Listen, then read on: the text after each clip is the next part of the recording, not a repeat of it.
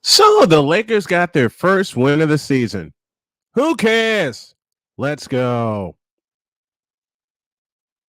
On your mark, get set. Let's go. I can't do it. We'll do it live. Do it live! I'll write it and we'll do it live! Mister, will you please wake up? Montana looking, throwing in the end zone. Caught it! Dwight! Palmero over the head of Jenks. Uribe charges, throws, out! And the White Sox have won the World Series. And that'll do it. It's over. The Golden State Warriors return to a familiar place. They're on top of the NBA world. We're down to 2, now to 1. Here's Jordan. Yes! He's all over the Chicago Bulls. This is Snowman in the Morning. Hey, this promises to be fun. Oh, yeah!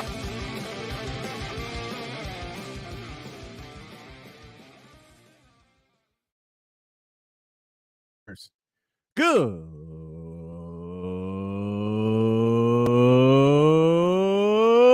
morning. Welcome to the Manic Halloween Monday edition of Snowman in the Morning, and the chat is lit up already. Chris Dietz is in the house with us. Victor Locke's in the house with us.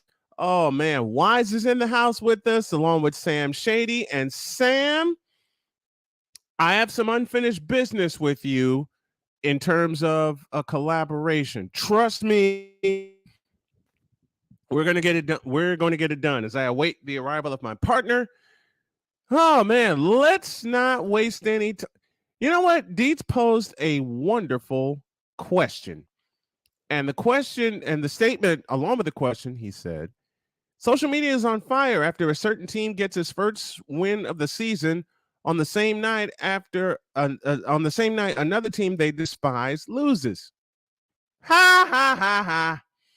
Yep. Which should tell you the team they despise is going to be fine. And that team in Los Angeles is going to suck all year long. Let's go. It's time for the Whip Around presented by Fanatics.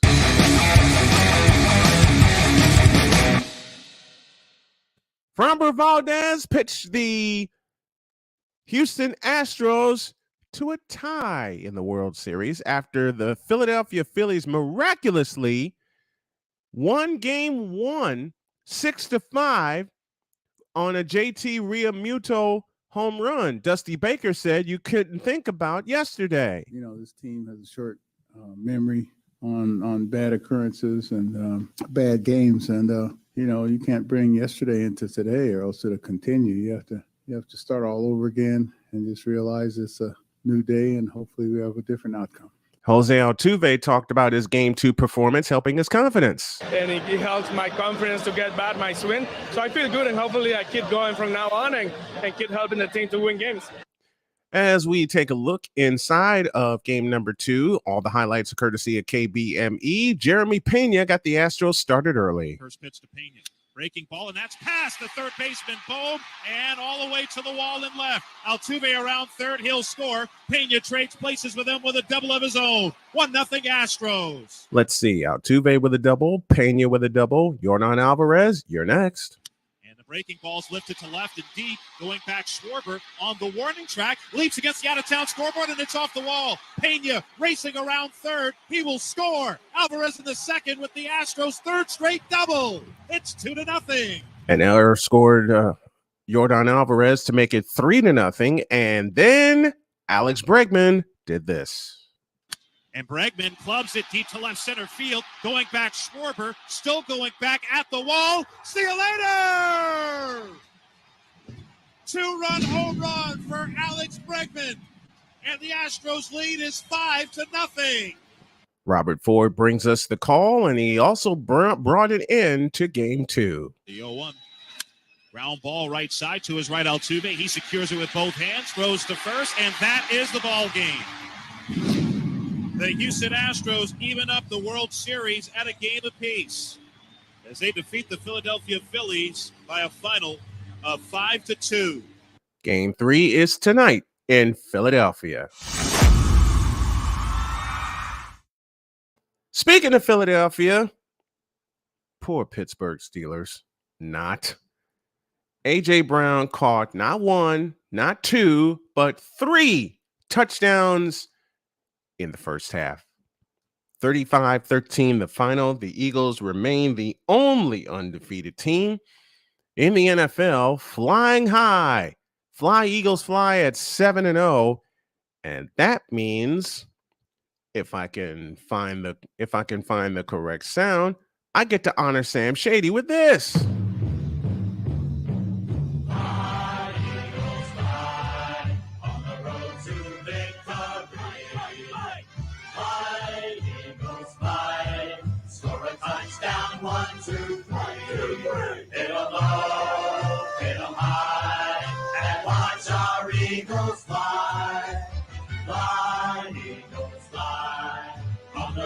To victory.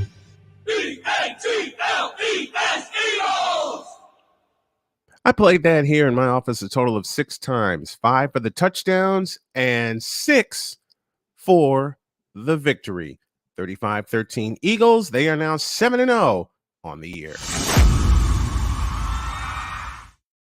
Let's see. There was a Sunday night game last night. It featured the Buffalo Bills, and they beat down the Green Bay Packers. Now, I know people are going to say, you shouldn't say it like that. Aaron Rodgers is one of the best quarterbacks in the league. Listen to me carefully. Aaron Rodgers is toast. Aaron Rodgers is done. And Trey Larkins, you're not going to like my next statement. Aaron Rodgers is washed, and he's been washed for a while. Matter of fact, Aaron Rodgers hasn't been good since Super Bowl 45. Oh, did I say that aloud? Yeah, just like Cam Newton wasn't himself after Super Bowl 50. Something about being beat up in Super Bowls, even though Aaron Rodgers won his and Cam Newton lost his and then acted like a petulant child afterwards. I just love the fact that Aaron Rodgers got weeped on Sunday Night Football and the Green Bay Packers are finished. Speaking of getting weeped, DJ Moore, you ought to be, let me choose my words carefully because I'm going to have Jay Spivey on here a little later. DJ Moore is an idiot. DJ Moore is a fool. DJ Moore cost his team first place in the NFC South because of after a miraculous touchdown. He took his helmet off like an idiot, cost his team 15 yards, and Eddie Pinheiro had this happen. The kick is away, and it is no good. He missed the extra point from 48 yards. Well, what a huge penalty by DJ Moore. And then on top of that, the Panthers had another chance to win, blew that in overtime, and then Younghoe Koo calmly, after the 2-minute warning in overtime, stepped on the field West Durham, take us home. Snap spot. Here's Koo for the win. Kick is away and drive home safely. Young Wei Koo from 41 yards wins the ball game. Arthur Smith and Atlanta are 4-4. And they are in first place in the NFC South. Not the Saints, not the Bucks, definitely not the Panthers. The Atlanta Falcons are in first place in the NFC South. How in the hell did that happen? Well, Kyrie Irving is at it again. He responded to team owner Joe Tsai, who condemned the 7-time All-Star. How the hell did Kyrie Irving become an All-Star 7 times? That's a discussion for a later. Anyway, Irving posted a link for the film Hebrews to Negro on social media. Tsai said that the film is based on a book full of anti-Semitic disinformation. Tsai said, quote, I want to sit down and make sure he understands this is hurtful to all of us. And as a man of faith, it is wrong to promote hate based on race, ethnicity, or religion. This is bigger than basketball. Close quote. Sometimes you just want to cover your face and say, sometimes you just want to cover your face and go, what are you doing? That's all you want to say. What the hell are you doing? And even then, I don't think he has an answer to that.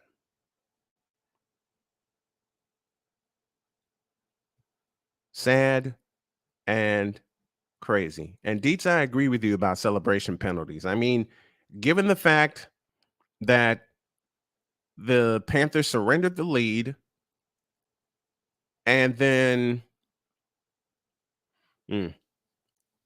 later date. Spurs waived Josh Primo after he allegedly exposed himself to others in multiple incidents. The people spoke on the condition of anonymity because they were not authorized to speak publicly about the sensitive nature of the claims. Primo was released on Friday after exposing himself to others. Houston-based attorney Tony Busby, oh Jesus, confirmed to USA Today Sports that he is representing a former Spurs female employee who alleged Primo exposed himself to her. Dear God. Dear God. I mean, Tony Busby is involved again. What in the absolute...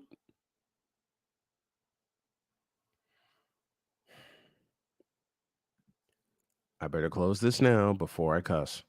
That's the Whip Around presented by Fanatics.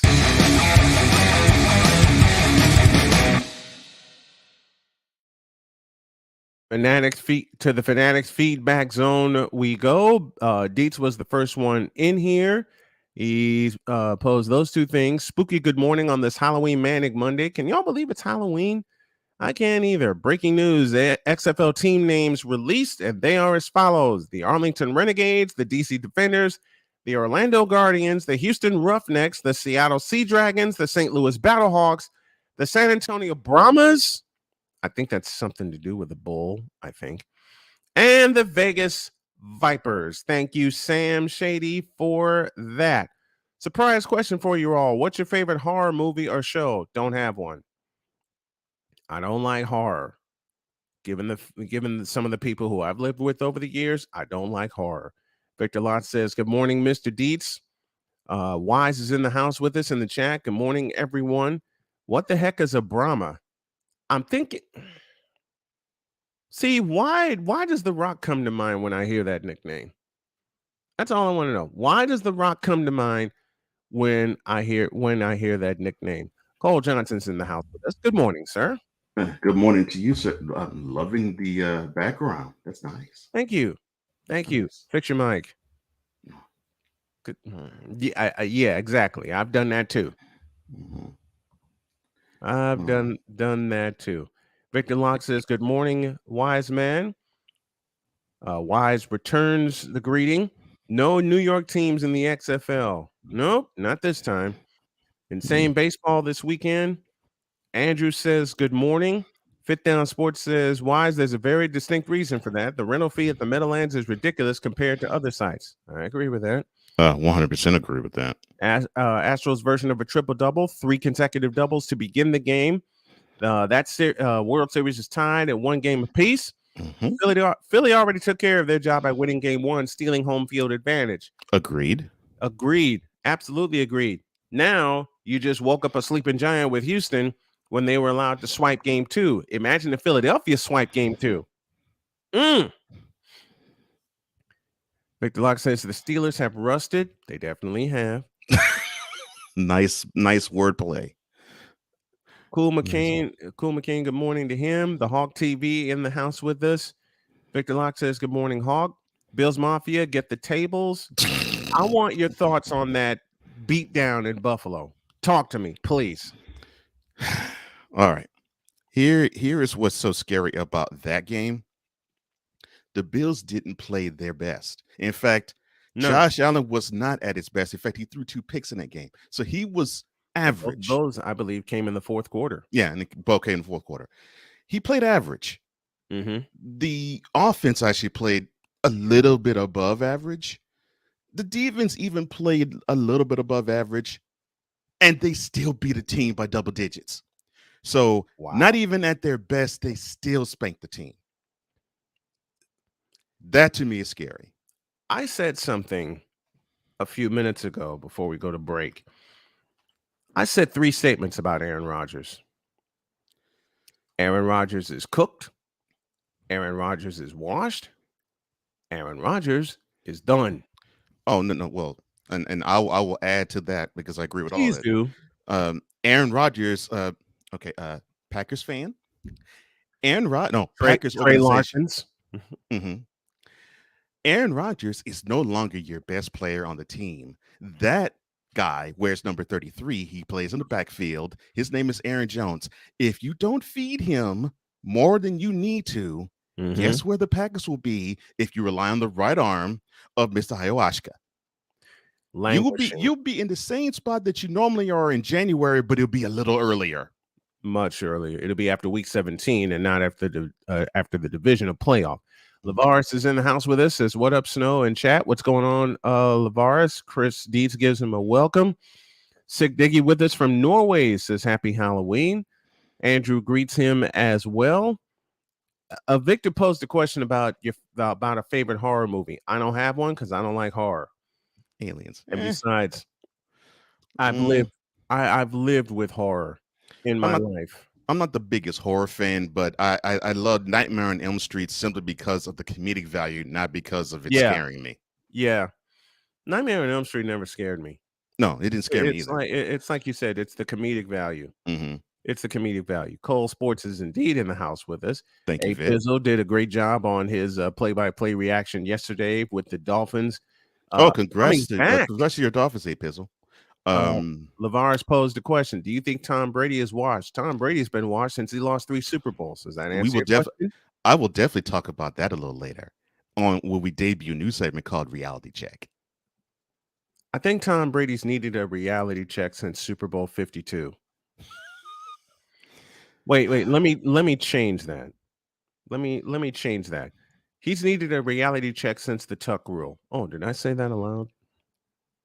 20 years ago, huh? Okay. Almost 21 years ago. Okay. Matter of fact, they're not the only ones that needed a reality check. I'll save that for another time. Support the show if you would, please, kind people. You can do so via Cash App. The tag you need is Tallman Dr. K50. Also, you can support the show via Patreon. Patreon.com/SIT Morning. Back in a flash. This is Snowman in the Morning.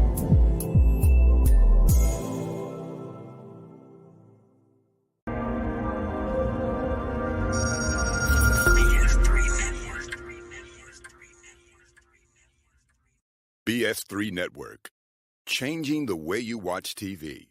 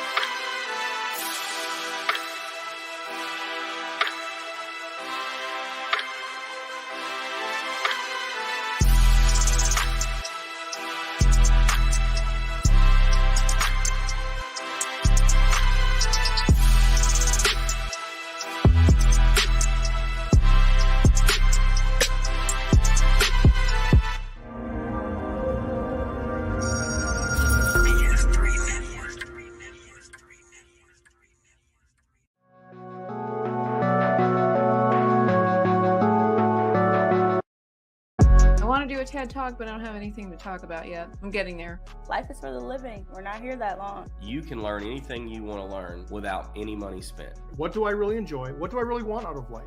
I am your host, WIZE. Are you in a life holding pattern? Well, this is for you. Welcome to the Stuck in My Mind podcast.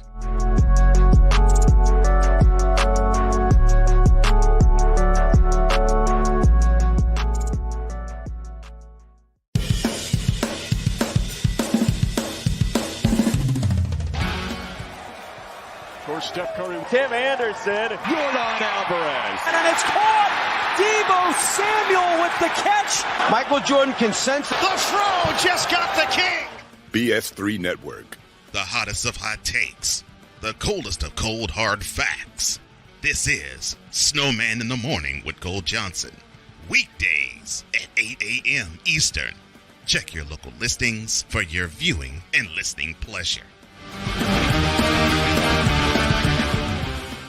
Hey everybody, Snowman here, and thanks for listening to this episode of Snowman in the Morning with Cole Johnson. Want to tell you about a little thing we like to call Monkey Knife Fight. Wait, what? What in the world is that, you may ask? Well, Monkey Knife Fight is a daily fantasy site where you can play your favorite games, support your favorite players, and make money at the same time. And right now, if you go to monkeyknifefight.com and use the code Snowman, you will get a 100% deposit match on up to $100 on your initial deposit. Go to monkeyknifefight.com and use the code Snowman for an up to 100% deposit on your first deposit of up to $100. Thanks, and tell them Snowman sent you.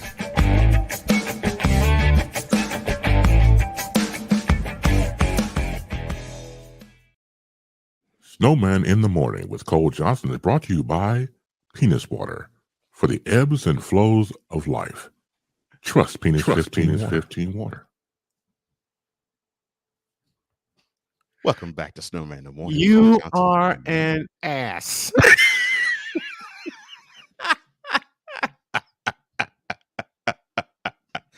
You like that, huh? You are an ass. I love you for that. We just talked about that Friday. And thank you, Chris Bass, for that voice. Shout out to Chris Bass on that VO. Oh, my heavens. That's the second one. That's the second one. First the whole facts and now the penis water. Anyway. Pick up the podcast of Snowman in the Morning wherever you get your podcast. It's now listed on TuneIn as well. Oh, nice.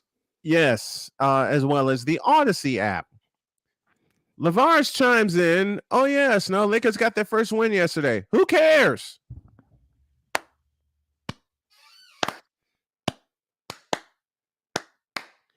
This is a team that most people said was going to go to the finals. They should not struggle so mightily. This is a team that's going to go 1-81 on the year. They should not struggle. They should not struggle so mightily, but they are, and they're going to continue to. They're going to continue to struggle. Yeah. Yeah. LeVars, don't you fool with me about this. Yes. LeVars, I Thank want you, a link. LeVars. I want a Please, link to that. Please send us a that link bad to boy. that. Please send it. Oh, yes. I want a link to that. Anyway, Mr. Johnson. See, I scheduled this on purpose because I knew when I received the text message. Quit your talking and give me my damn receipt. Be quiet. When I received the text message at around 8:30 last night, saying 8:30 your time last night, saying, you owe me a receipt, sir. I'm like, yes. I owe Minnie a receipt, but the first one will be deposited to you. Yeah. Thank you very much. Now for a few reasons for that receipt. Actually, the two words I give to you are Christian McCaffrey, and it looks like he has found his fountain of youth. Well, we can prove that by playing this, because in the second quarter of a 7-0 game, Mr. McCaffrey did this. Whoa. Kittle is inside of Ayuk, right? They motion McCaffrey, backwards pass to McCaffrey, and he's going to throw downfield wide open. Brandon Ayuk, touchdown! San Francisco! He can run! He can catch! Is on fire! Christian McCaffrey can throw! No cap. No cap. Yes. That would be a throw the late Walter Payton would be proud of. That was a nice throw. And a nice design. Yeah. Oh, and the a nice play was design. designed beautifully. The play was designed beautifully. A nice design. You're talking about getting someone involved in the offense quickly. 7 apiece became 14-7 Rams. You think the Rams had control, but the 49ers got a field goal a minute before halftime, making it 14-10. And then in the third quarter, after a stand, Mr. McCaffrey, do it again. In the gun, McCaffrey left. They motion McLeod to the left inside of Ayuk. Kittle and Willie Snead are right. Now they go empty, and McCaffrey goes right. It is Garoppolo looking. Garoppolo under pressure, throws to the back of the end zone. Caught by Christian McCaffrey. Touchdown! CMC! Dynamite! The 49ers have the lead. Rod West, F you and your Patriots. They get no respect from me, and I'm not handing out any receipts. Y'all beat the Jets, for God's sakes. You're supposed to. Unfortunately, I will hand a receipt because I picked the Jets. I'm not handing a receipt. I have to because I thought the Jets was going to do business with the Patriots, and unfortunately, they reverted back to form when they played the Patriots. It sickens me. Which means our pending guest is not going to be happy this morning. Oh, I know he's not. And Rod, you still get no receipts from me because LeBron blows, and so does Tom Brady. Thank you very much. Oh, we can gain receipts over that.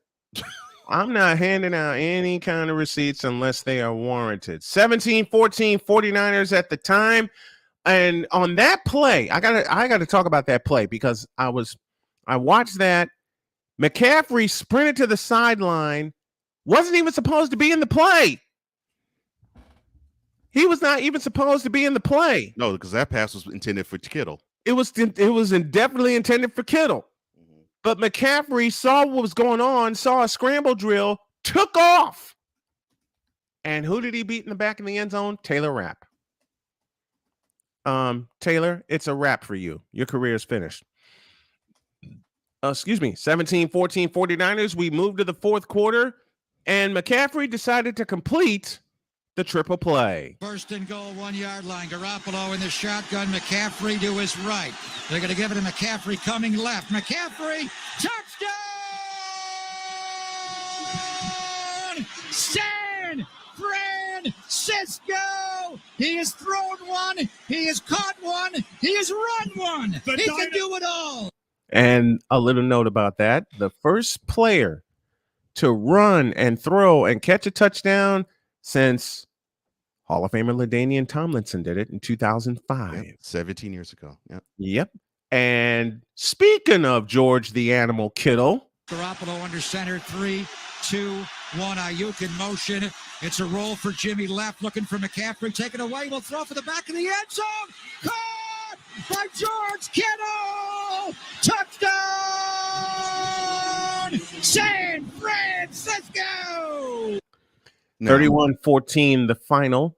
And No. the 49ers head into their bye week, one game ahead of last year's pace. Go ahead, sir. Now, I will address this to our guest that comes tomorrow, Mr. Playmaker.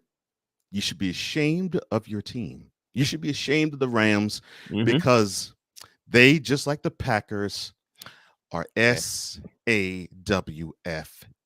They are soft. And I'm not saying it to be funny. I'm not saying it as a joke. I'm not saying to get under your skin. You saw it in the second half. Unfortunately, if you have any semblance, any scintilla of a running game, you can run roughshod over the Rams. And that should not happen.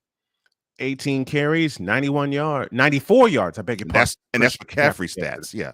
That's McCaffrey stats. That's just McCaffrey. Mm-hmm. You know, Jeff Wilson had 34 yards also. Mm-hmm. But see, the 49ers have always been able to run the football. I believe so. I can't remember the game and when, but yes, I want to say 83. I want to say 83 is when Marcus Allen did it with the Raiders. That sounds about it. It was the Raiders, I know. He did it. Right. He did it in their Super Bowl year of 83. Okay, yeah, that sounds about right. Exactly, a Pizzle. The Rams are soft, and it's sad. We're talking about a defending world champs, and they can be punched in the mouth time and time on both sides of the line of scrimmage, time and time again. They could be punched in the mouth and kicked in the gonads. And what sucks about this L they took to the 49ers, the 49ers were understaffed. They were undermanned, and they still got punched in the mouth. Listen, the 49ers didn't have half of their team. And they still before, I think it was Saturday. Yeah. When it was known that Deebo Samuel wouldn't be available to them. It was Saturday. And I looked at that game. My wife was watching it with me, and she says, "Do you really think they have a chance?" I said, "They're playing the Rams." And she says, she knows the legend of Deebo Samuel. Well, they're not. They don't have Samuel, but they do have McCaffrey. And because of that, they have now swept the season series with the Rams. Not once, not two, twice, not three times, but 4 consecutive seasons. 2019, 20, 21, and this year. The only win the Rams have had against the 49ers in that stretch was last year's NFC Championship game. And they damn near lost that. And they were within 2 minutes of losing that game. Yeah. I think I have a sound that can describe what Christian McCaffrey did yesterday. In case y'all didn't hear it, let me play it again. But yeah, now I will say the 49ers have actually, even in the bye, they have put themselves in prime position because they already have a win in hand against the Seahawks. So now all they have to do is when they play them in Seattle, take care of business there, and they can own the AFC West. All they have to do is take care of business in Seattle and get one against the Cardinals. That's all they don't have to do them both. Yeah, because the magic number to win the NFC West for San Francisco is now 2. They've swept the Rams. They're 1 up on Seattle. They haven't seen Arizona yet, and they're going into the bye. Right, they're going into the bye, which for them actually is a pretty good time because afterwards. A lot of big time names are supposed to come back for him. So, including Eric Armstead, who has yet to see the field this year. I think the most important name to come back is him. Because the one thing that I think the 49ers have missed was a guy who could help stop the run. He comes back. Not only can he help stop the run, he also can put pressure on the quarterback. Exactly. And that fearsome foursome will be fearsome. I mean, Nick Bosa is the man. Okay. Oh, and no he's question. About to get paid. There ain't no question. He's the man. He's no question. He is the guy. He is the guy on the defensive end. Let me give you one of these. They gave him one of those. Ooh. Wait a minute. Let me give you. You know the W they had in San Francisco against the 49ers. I mean against the Rams. Yes. That game was something. They dominated that game. But this was even more satisfying because this was a greater domination of the Rams. And they had only half their team. Yeah. And again, did you notice SoFi Stadium? It was if Three not quarters half. of it was Yeah, red. but if it was not half, at least 2/3 of that stadium was red, and that's not an exaggeration because I remember hearing the third downs the Rams had, and it sounded as if they were in Levi Stadium. I'm like, goodness gracious! No wonder why y'all complain. It's talk when I play louder. Mm-hmm. Well, that was everything yesterday that the Rams faced. And by the way, one more for Mr. McCaffrey. Tiger uppercut. Oh Lord. Yeah, I'm in a Street Fighter mood. All right. It's time for some coffee. All right. Let's get the mug out.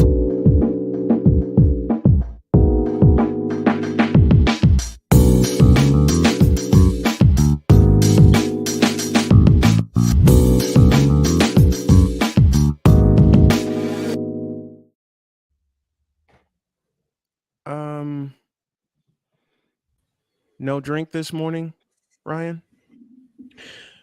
I do have a drink. I just wish it had alcohol in it. Man, look. Man, listen. Also, just disclaimer, this is not a Halloween costume. This is my face, just FYI.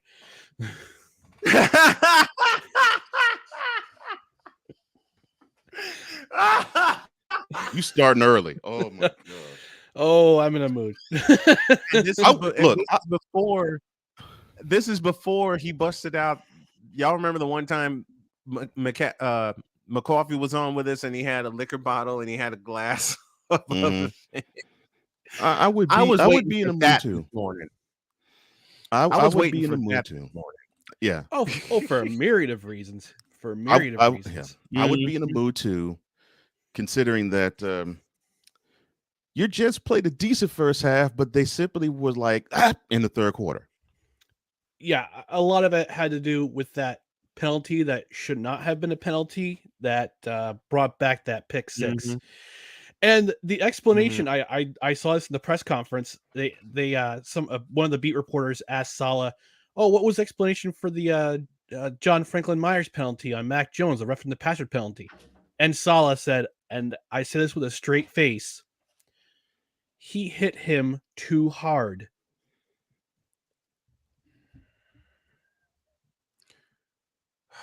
Bitch, are you for real?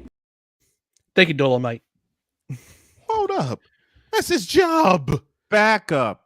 That's his doggone job. He's supposed to hit him so hard at times that that the quarterback will remember, oh, Lord, I should not do this next time. And if he gets injured, so what? Hit the quarterback too hard. Unless it's the knee or the head, miss me with that excuse. Please. He hit him too hard. He hit him. Did I hear that correctly? Hard. Yes. You for real?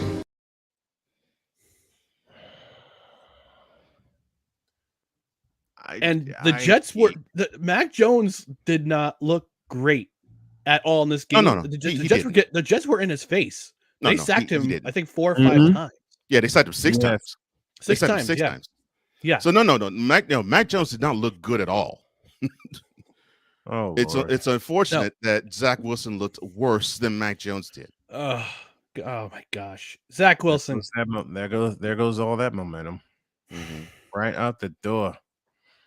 There's a grumbling amongst the fan base asking if Zach is the guy. Oh no. Okay, so he had a bad We're starting game. This conversation now. We're starting this all. Okay, so he had a bad game. Correct me if I'm wrong. This is his second year in the league, right? Yes. So you're still going to have these type of hiccups every now and then. So just because he had this one bad game doesn't mean that you should give up on this guy. Not necessarily saying you, Ryan, but I know you're high on him still. But Jets fan was pretty much saying this is our guy of the future. And they kept saying it, especially in this winning streak that the Jets had. Now it just took 60 minutes for them to say, nah, he ain't it. Really? No, this is a widely discussed topic amongst the Jets fan base, Really? especially after last night's yesterday's game. Now, there were a couple throws that were interceptions; those were preventable because on two of those plays, he had guys out in the flat that were wide open. On the first interception, he had Michael Carter in the flat, wide open, could have passed it to him, could have ran out of bounds, saved some time. Second interception, same thing. He had Braxton Berrios in the flat, waiting for him. Didn't see him. So his eyes has got to change. And the other thing is, and I don't know if it's just the mentality of this generation or what, but I sound like my dad now. Great, thanks a lot. This is my Brian and I have said that often moment. About ours. I'm about to tell Zach Wilson to get off my lawn. I'm sorry.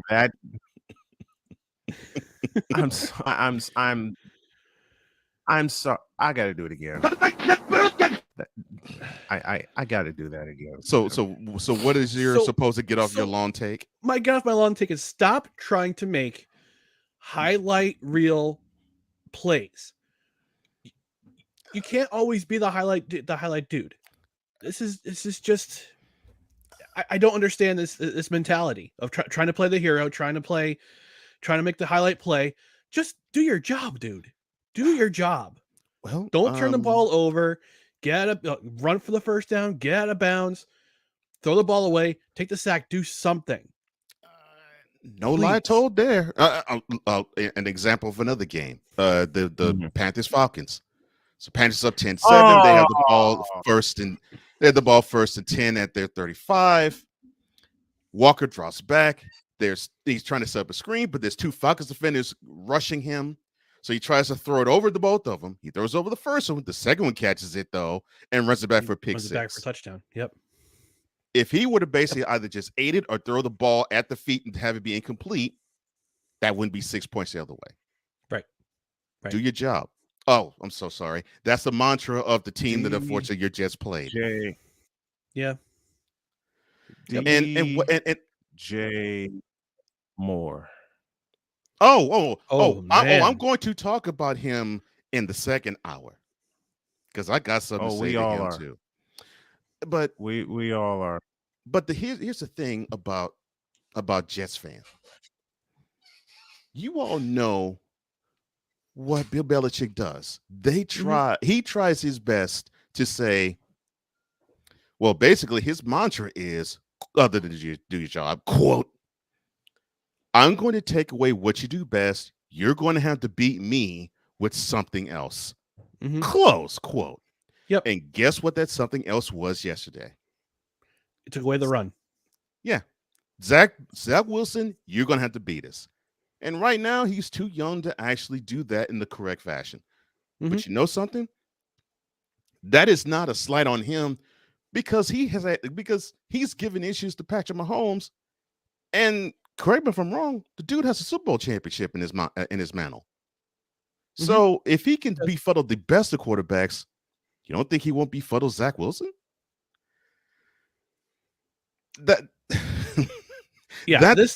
season was supposed to be Zach Wilson's step up. Now he's taking 2 steps back, and it's concerning. I'll agree with that. Yeah, concerning. It's very frustrating that the Jets have had to go through all these quarterbacks over the tenure of Belichick being in New England. Yeah. And there's no solution. There's no solution. And Chad Pennington would have been that guy if his shoulder hadn't been mangled. Right. I think it would have been Brady Pennington for a good, I wouldn't say 20 years, but at least 10. Yeah. At least a good decade. Yeah. He's a good 10. Yeah. So, but also there's also this thing that Belichick hates the Jets with a white hot burning passion of 1,000 suns, as does Devin McCourty, because he's a New Jersey kid. Supposedly the Jets were supposed to draft him. McCourty's a Jersey kid. I totally forgot about Yeah, and they didn't, and now he plays the Jets twice a year, and I don't think he's ever lost as a member of the Patriots to the Jets. So, okay, so you're a Jets fan. You've been a Jets fan probably all your life. So yep.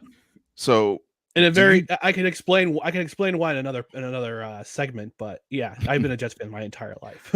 So you actually do believe that Belichick has this chip on his shoulder when it comes to the Jets because he was the head coach of the team for, I don't know, 15 minutes? I wouldn't say because of that. I mean, if you watch the Two Bills documentary, I've only seen it once, and I'll only ever see it once. I think I've only seen one is two. Yeah. When they were at MetLife Stadium, and both Parcells and Belichick were touring MetLife Stadium. Yeah. And the crew asked, "Hey, you want to stop in the Jets locker room?" They're both like, "No." No. No. I do remember that. Yeah. I think part of it had to do with Hess passing Oh, away. but it's the ownership group for sure. Ownership group, and they both do not like the Johnson brothers. They don't like them at all. I thought so. I didn't know who in the ownership group they did not like. Okay, that makes sense then. And I have a visitor, so here you go. Hey, bud. How you doing? I'm sorry. He's come to say hi. This is my show mascot for No Credentials Required. He's he's a good guy. Yeah, right, but life goes on. Yeah. So the Jets fall to 5-3, and surprisingly, they actually fall to 1-3 at home. But here's a silver lining. No, they still are in second place in the AFC East. Oh yeah. I was about to say. I forgot to mention. The Pats are still in last place in the AFC East. So. Yes, even with that win, the Pats still are the cellar dwellers in the AFC East. Yes. So the Jets, they still in second place. Yes, they are tied 5-3 with the Dolphins, but the 40-17 butt whooping they put on the Dolphins at home passed them with the tiebreaker advantage over them. Yes. Mm-hmm. So the next opponent that comes to town will be the AFC East leading Bills. How much of a chance do you give them to actually make this a game? They'll be competitive. They'll be competitive. It's going to be on Zach Wilson to not make mistakes like he did yesterday. Those 3 interceptions were they were forced errors because Matt Judon is in his nightmares. Yeah, I was about to say ever since Matt Judon rolled his leg last year, he's just been in his kitchen. Mm-hmm. So don't like that, dude. Come on. All right. So then the next question I have to ask you is, you Did now I have miss Putty Tat. Yeah, he's right here. Oh, I see the. I see the tail therein. Mm-hmm. All right. So the next He's question also nudging me. So the next question I have to ask you is: now you've seen them play a full game without Breece Hall. Do you think they actually miss him more than they let on? Yes. They also miss Elijah Vera Tucker, who is probably their best. Actually, he is their best offensive lineman, and they struggled yesterday. I think Zach they couldn't run well. Yeah. They didn't run well, and they didn't pass protect well. No, they didn't pass protect at all. and I'm starting to think that left side, Dwayne Brown, and you've seen better Lincoln days, my Tomlinson. Yeah, Dwayne Brown and Lincoln Tomlinson. I have concerns about that left side. All of a sudden, I mean, I love Lincoln Tomlinson, and he was a great addition to the team, but he's a better run blocker than he is a pass blocker, and it was pretty evident yesterday. So yeah. And now, unfortunately, you have the book out on the team. So defensively, you're not going to do much against them successfully because you got some beasts on defense. Mm-hmm. Yes. So you have to thank your lucky stars that you actually get something successfully done against the Jets defense. Because with the mistakes that the Jets gave the Patriots, to have them only score 22 points is a miracle. Yep. Mm-hmm. And that is attributed to how good of a unit and how solid of a unit the Jets defense is. But the book is, okay, we want Zach Wilson to throw. That is now the game plan. So now it is up to Wilson to say, okay, if it's up to me to beat you, I will. Do you think he could take on the mantle of actually saying, all right, the game plan's on my shoulders. All right, Jets fans. All right, Jets players. Hop on my back. I'm going to take you to the promised land. Do you think he's ready to do that right now? And while Ryan thinks of that answer, I would play the Jeopardy theme, but I don't think he'll need that long. I don't think he needs that long either. I don't know, guys. I don't know. Matter of fact, you know what? Let me just. I'm going to say right now, no. Right now, no. He needs to grow up. He needs to grow up, and he needs to. Honest. He needs to be. He needs to get on the same page with Mike LaFleur. Agreed. They need to get on the same page. They had to figure out a way. This is for you. But I already answered the question. I couldn't find it in time, so I had to do it. I was busy picking off other sounds that I'm going to use later that I didn't think of. I didn't think of this one. If I ever stated this before, I'll state it now. I love you so much, Ryan McCarthy. Love you, Ryan. He was Love so you funny. guys. By the way, thank you sounds. for the Cole. Can you play my new sponsor for this for the McCarthy for the yes, McCarthy hour? Oh no! Oh, sure, no problem. Please, I will play oblige you, sir, thank because you. we have to thank you for this. Snowman in the Morning with Cole Johnson is brought to you by Penis Water for the ebbs and flows of life. Trust Penis 15 Water.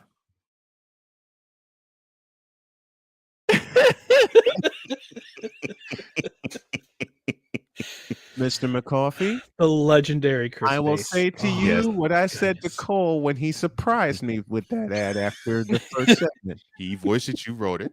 You an ass. Thank you. But I love it. I love it. I was about to say, This was while I'm playing sounds here, while I'm having fun. This Oh, was bottled in the waters of Lake Minnetonka. Yes. And Oh I've my seen, gosh. and I used to live in Minnesota, so I'm familiar with Lake Minnetonka. Buddy, what are you doing? Come here. There we go. That's a putty tat, That's Oh, my buddy. Lord. and his name is Tagalong. He's been on the show before. Tagalong. That's right. That's right. Yeah. Yeah, yes. My brain's Tagalong. not all the way on yet. That's This okay. was Ryan. This was Ryan's reaction after the second half started for the Jets. I'm as mad as hell, and I'm not going to take this anymore. Yeah, I was watching Red Zone yesterday as to avoid an aneurysm. And every time they cut to a Zach Wilson, every time they cut to the Jets on offense, and Zach Wilson was on, I'm like, he threw another pick, didn't he? He threw another pick, didn't he? No, he threw another pick, didn't he? And he threw another pick. Well, it certainly didn't echo the last 4 weeks of Ryan saying It's bacon! with the wins. Oh my gosh. I don't Sausages. know why I have all the No, but this is what the hoodie and the Patriots were thinking yesterday about the Jets. Kill that! man, That it's amazing though. I will still say Bill Belichick just has a knack of eliminating what you do best, and he just dares you to beat him with what you don't do well. mm-hmm. And Just ask the Buffalo Bills yeah, and you in would the wind. and you would think that this would not work, but it keeps working. It keeps working for him. And Yeah, it does. And I actually did think going into this game, Ryan, I actually thought, okay, the Jets have the momentum. They have a few ugly wins under the belt because those are actually good. And they even have a blowout. So I'm thinking, okay, so they're learning how to win different ways. Now they have an opponent that I don't think you need any type of motivation for to beat. I mean, they're divisional rival. This team has had your lunch for maybe the lone exceptions of the 2010 divisional round. Besides that, this team has basically had your lunch for 20 years. I mean, you have this, you have all of this built-in motivation to want to show that this is a new regime, a new day, and you still play the same way against a Patriots team that isn't as good as they were when they were their Super Bowl heyday. And they're shorthanded. Yeah. And they're short. Yep. I can encapsulate what's in Ryan's head right now.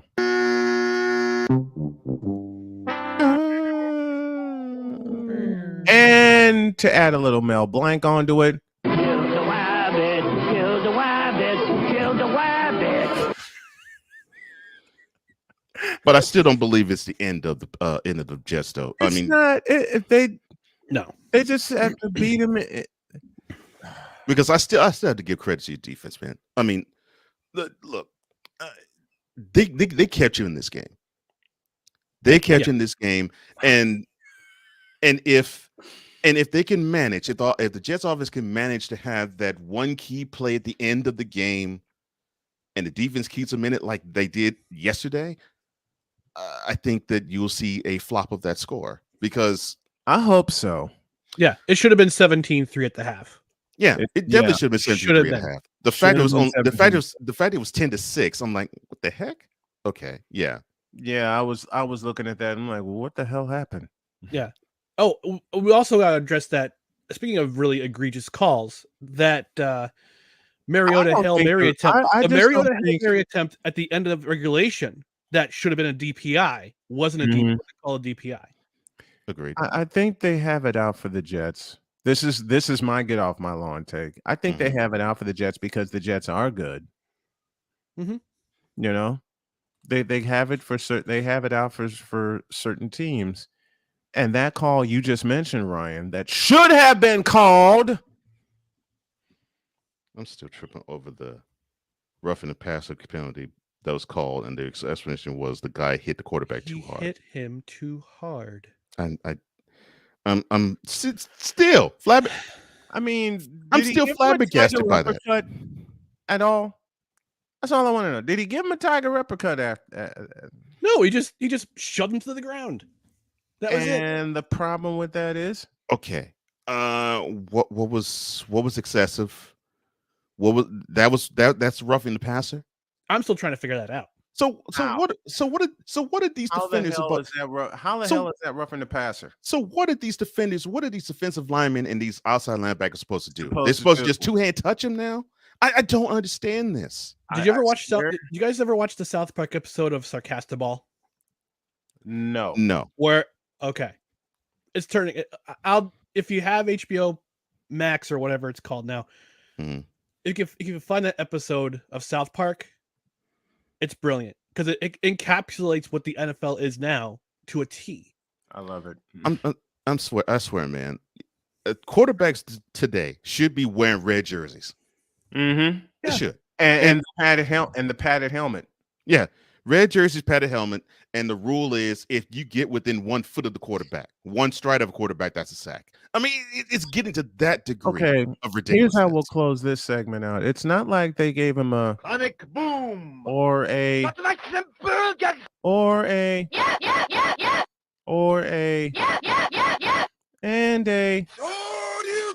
and a yoga fire. And to finish it off, the Jets should be pissed at the league because they were basically given a tiger uppercut on the lack of DPI and a middle finger. And a middle finger. And gentlemen, I'm going to leave you with this quote by a certain quarterback. I mentioned this quote a few weeks ago. So, Cole, if you don't mind opening. Oh, sure. No problem, Mr. McCarthy. Thank you. The quarterback messes up, doesn't see the blitzer, or the line screws up. I don't know what happened. The quarterback or the lineman on offense. The defensive player comes in and hits him hard, and they throw a flag on the defense. Close quote. Ugh.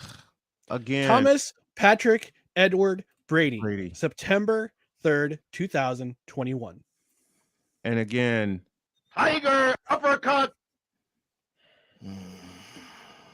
That's Mr. McCarthy. Ryan McCarthy joins us as he does each and every Monday for the frivolities of the Jets and the frivolities of the NFL. Don't forget, no credentials required. Yep. Tomorrow it's tomorrow. Yep, it's tomorrow. Well, we got Crash Landing Monday as opposed to Victory Monday at 8:45 tonight. No credentials required to 7:00 p.m. tomorrow Eastern. And my other project, Have Another Donut, a New Jersey Devils podcast. New episode releases today at 11:11 a.m.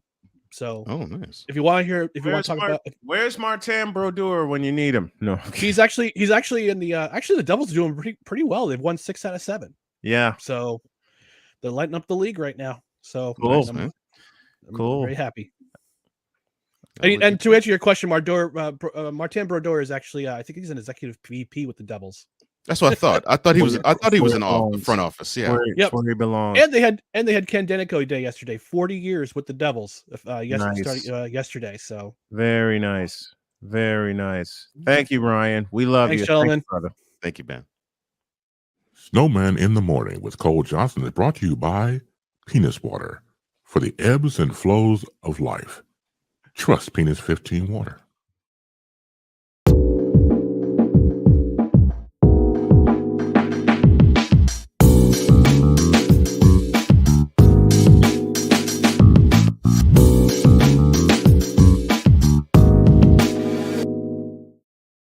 Speaking of ebbs and flows, we don't know what the hell the ebbs and flows of this program is. Hour 2 begins right now.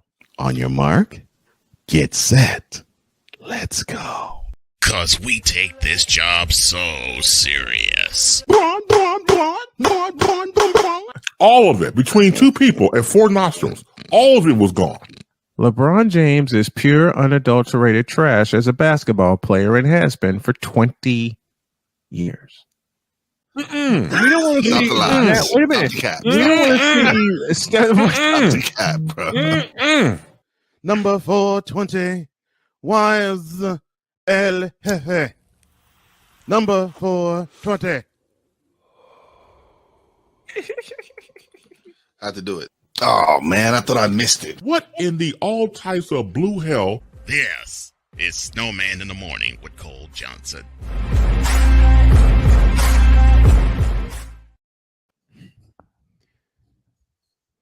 Yes, sir. Hate you for that commercial, but I love you at the same time.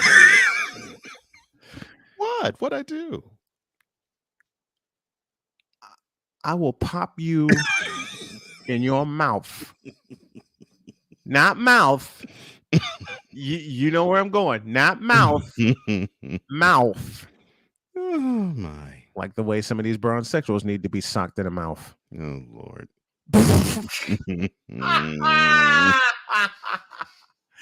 I won't even have to ask what elicited that reaction. Oh, my gosh. Oh, Lordy. So the Lakers got their first win of the year. You know, I will speak on that later. I'll speak on that. We'll do that one later. Right now, there's a project I need to finish that I didn't get a chance to finish. And it's my own phone. And it's my top 5 favorite World Series home runs. So, if you would, sir, give me my list. I smell a list coming. Okay. Yes, sir. Bring it. All right.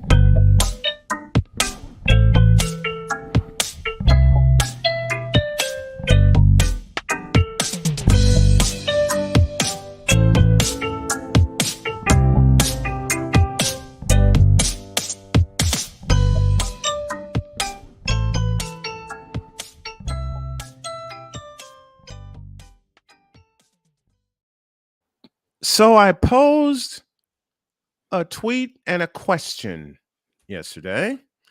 Okay. What are your 5 favorite World Series home runs, considering we're in the World Series right now? Mm-hmm. I'll start with number 5. Let's go back to 2019. Outside target, Chirinos the pitch. Swinging a line drive, slice down the right field line toward the corner. Springer back, looking up, and this one is gone. It hits the foul pole, and the Nationals lead. Howie Kendrick has done it again. A slicing 2-run homer off the right field foul pole. Do you believe it, Howie Kendrick? Part 2. Dave Jagler providing the call, and that was the difference. One of the most clutch home runs ever hit, and that is not hyperbole. No. Top of 7 to Game 7. Yep. All right. Number 4, let's go to 1988 in Los Angeles. 100 runs this year.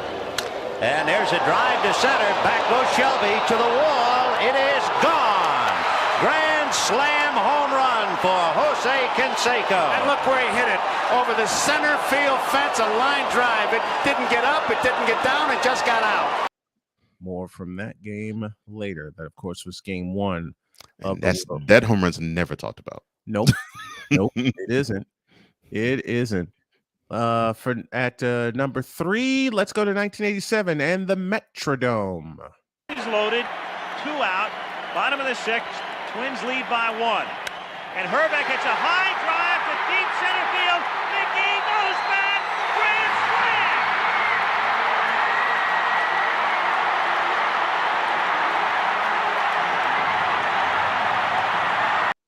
Al Michaels delivered that call in 87, and I forgot Ben Scully did the job in 88 with the call before, and I mentioned Dave Jagler at number 5. Now we did not see the Twins coming. Mm-hmm.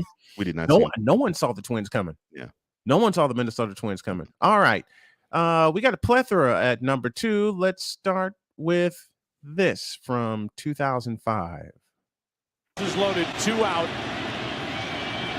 With Konerko up, and he rips one in the left. Konerko, grand slam.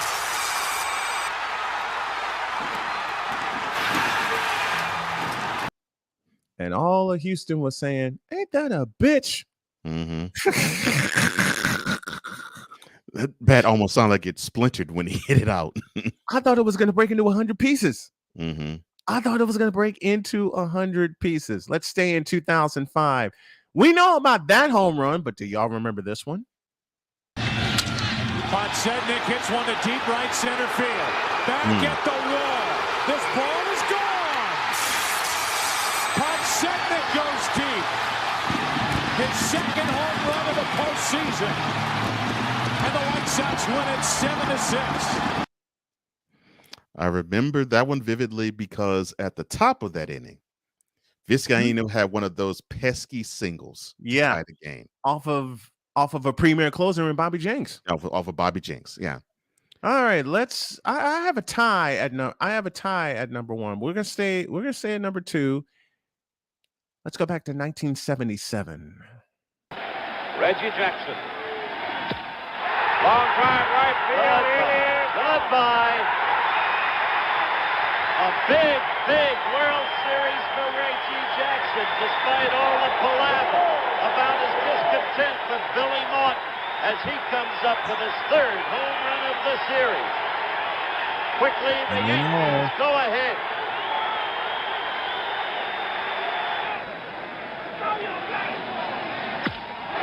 Hard shot, right field, it's gone. Oh, what a World Series for Reggie Jackson. First pitch, right in his wheelhouse, is gone. But wait, there's more. Now well on his way to becoming the most valuable player in the 1977 World Series. This one coming up is the best of the 3. Go on to win. Reggie Jackson has seen 2 pitches in the strike zone tonight, 2, and he's hit them both in the seats. You ain't hit this one in the seats. Well, Reggie Jackson will see 3 pitches in the strike zone. And then this happens. But he didn't hit this one in the seat. Goodbye. Oh, what a blow. What a way to top it off. Forget about who the most valuable player is in the World Series. And of course, Keith Jackson and Howard Cosell bringing the call for ABC Sports. And Keith was such an underrated baseball announcer, man. Yeah, he was solid. He was such an underrated baseball announcer. No, of course, we were infants then. Yes, but when we were of age, I still remember him calling the '86 NLCS. Mm-hmm. And I've gained a profound respect for him listening to how he called that. It's right. Wow. Fast going back. It's gone. And you can hear the Southern twang. Mm-hmm. All right, let's stay at number 2. Let's go to 2001. Courtesy of MLB.com. And the scoreboard clock in left center field reads 12 o'clock. And for the first time in the history of baseball, this is November. Baseball. A right-hander can go with it right into right field. Jeter is great at that. So if Kim makes a mistake and gets a pitch up and away, Jeter might ride that pitch to the right field seats. And the 3-2 pitch. Swung on a drill to right field. Going back Sanders on the track at the wall. See ya! See ya! See ya! A home run by Derek Jeter. He pumps his fist in the air as he rounded first, and the entire Yankee team mobs him at home plate. He is Mr. November. Unfortunately, it did not. It didn't end end well. Nope, it didn't. Diamondbacks won that in 7 games. Now to the top spot, and I got a couple. Now, but first, Chris Dietz says, "Wait a minute, how can you have a World Series home run list without this?" Pitch on the way, a swing and a belt. Left field, way back. Blue Jays win it. The Blue Jays are World Series champions as Joe Carter hits a 3-run home run in the 9th inning, and the Blue Jays have repeated as World Series champions. Touch them all, Joe. You'll never hit a bigger home run in your life. The late great Tom Cheek, voice of the Blue Jays for many years, brought that. But I have a counter to Mr. Dietz. How can you have a World Series home run list without this? Eckersley working out of the stretch. Here's the 3-2 pitch and a drive hit to right field. Way back! It's gone! It's gone!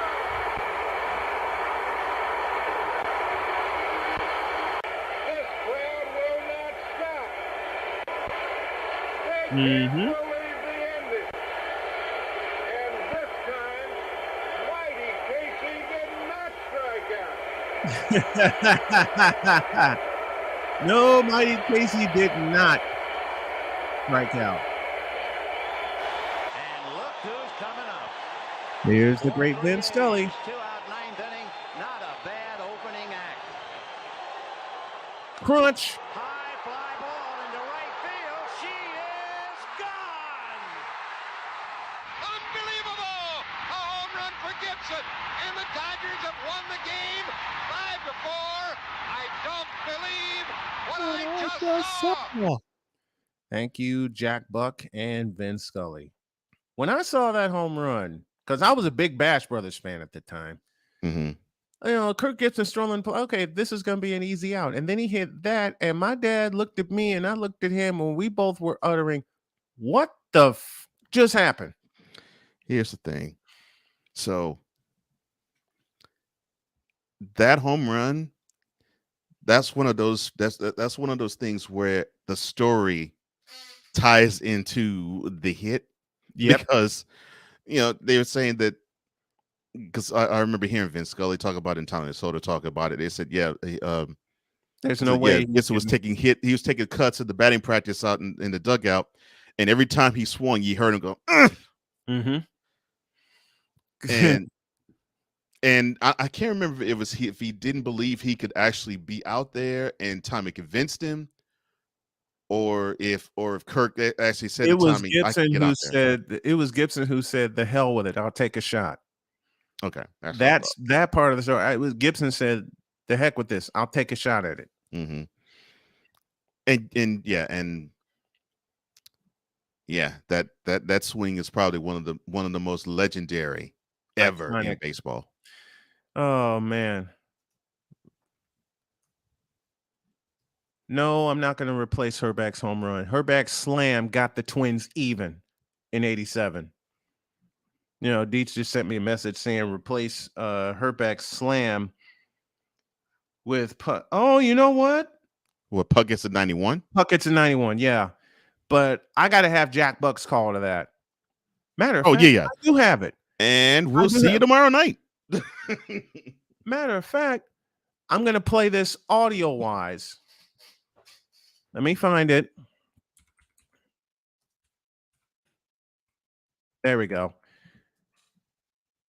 I'm gonna keep that home run for Ken Herbeck, but I'll add this one too. Into deep left center from Mitchell, and we'll see you tomorrow night. To see Herbeck flying around the bases. See Herbeck flying around the bases. Oh man, and Trisha Bray in the house with us. Hey Kings, how are you doing, Trish? Those are the top two. No questions asked. Deets, you should have known I was going to have Touch 'em All Joe with Tom Cheek in the house. You should have known I was going to have that. Anyway, that's the list.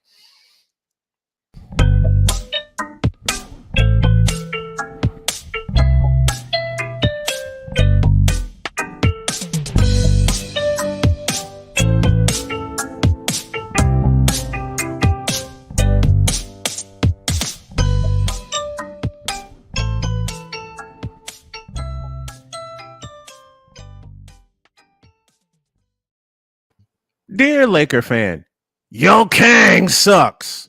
Next. No. This is Snowman in the Morning.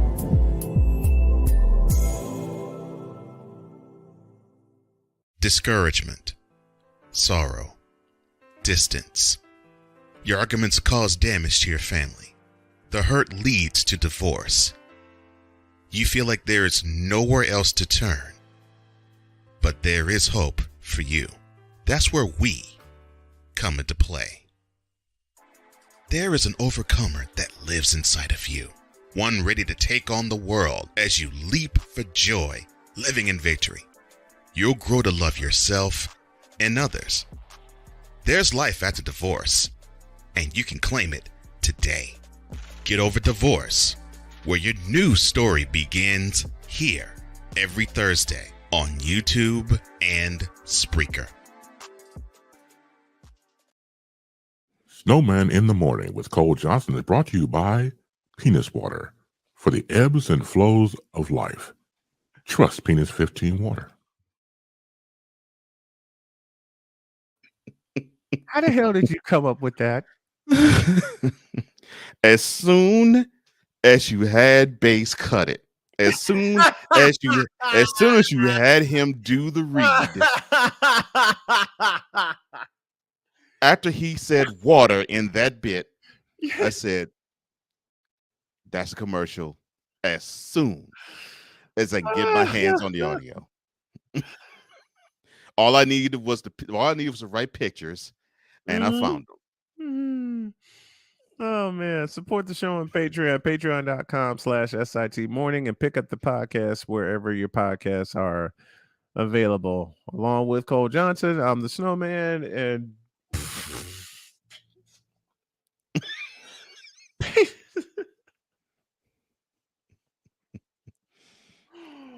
oh Lordy. Penis water. Yeah. Penis 15 water for the ebbs and flows of life. Oh, such a tag team effort. Yes. Every time Bass says something, it's gold. Mm-hmm. He comes up with the concept. Ryan writes the copy. And I record it. You recorded it. And I produced the commercial. I'm like, man, yeah, okay. So, yeah, there you go. We circled the bases with that. Mm-hmm. Yeah. Now, give it to me. The utter blasphemy. Giannis losing by 30 in the game, 7 and 80. They saw the first round. They beat your children from the whole crowd, and 7 getting carried to a conference finals conference MVP. All playoffs along, and the Jokic getting by the first round. But no, it's not about that. It's about the following.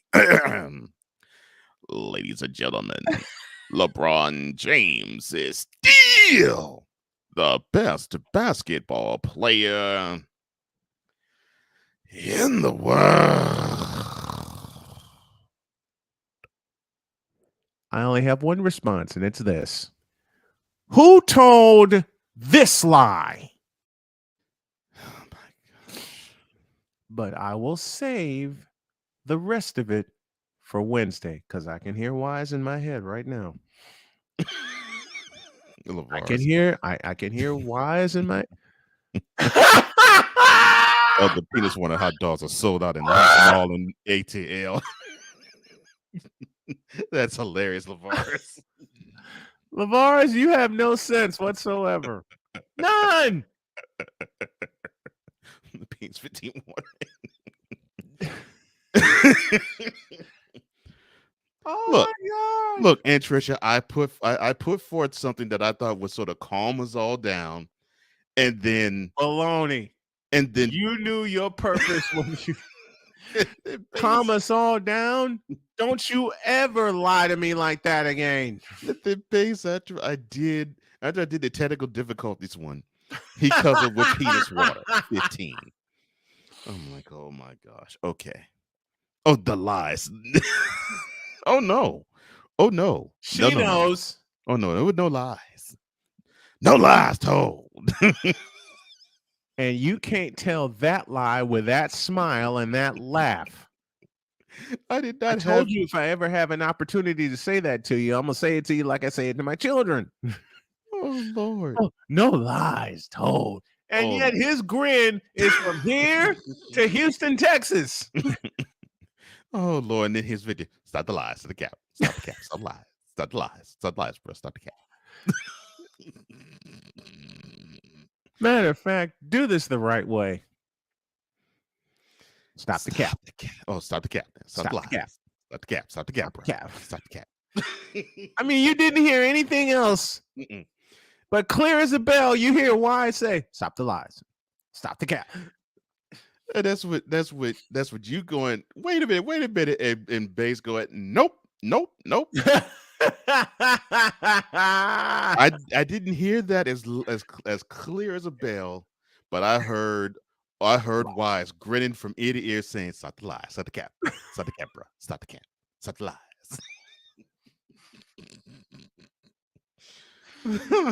Oh Lord. Oh Lord. This just in. Club Shay Shay has signed a 6-year, $15 million partnership deal with Penis 15 Water.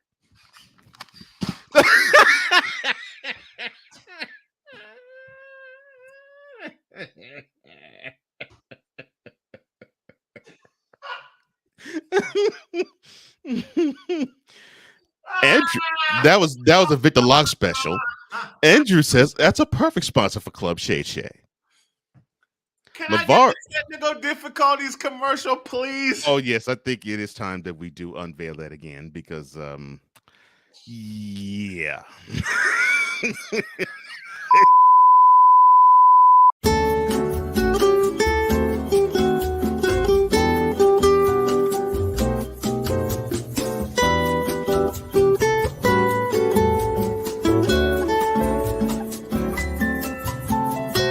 Experiencing technical difficulties, please stand by. The host needs to collect himself for a moment or two. Please stand by. The host simply can't believe how people can be such dolts and idiots. Please stand by. We now return you to your regularly scheduled programming, already in progress.